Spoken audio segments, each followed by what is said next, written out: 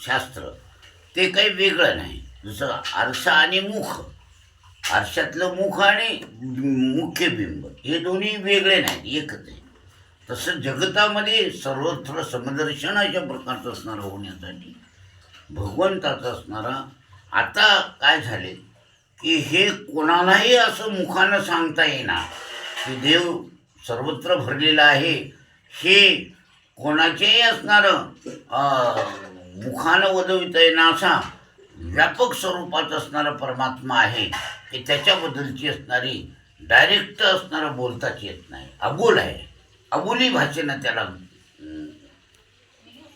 ओळखलं पाहिजे. त्याला डायरेक्ट बोलता येत नाही, ती तसं आहे, हे असं आहे, हे असं आहे, तसं आहे.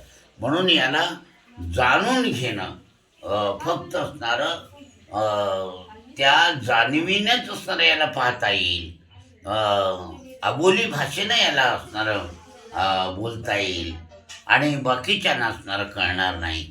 आणि म्हणून हा अनुभवजन्य असणारा हा अमृत अनुभवाचा श्लोक आहे. श्लोक आता अमुसना झाले श्रुतीशी श्रवणे झाले हरिशी उठिले लोचनेशी. केवळ आनंदमय निमग्न होण्यासाठी आपणाला सगुणाचे सोहळे करावे लागतात. तेव्हा सगुणी भरता निर्गुणी पावले. सगुणाचे सोहळे करता करता निर्गुणामध्ये सहजच अशा प्रकारचा असणारा तो प्राप्त होतो त्याला. म्हणून हा आनंद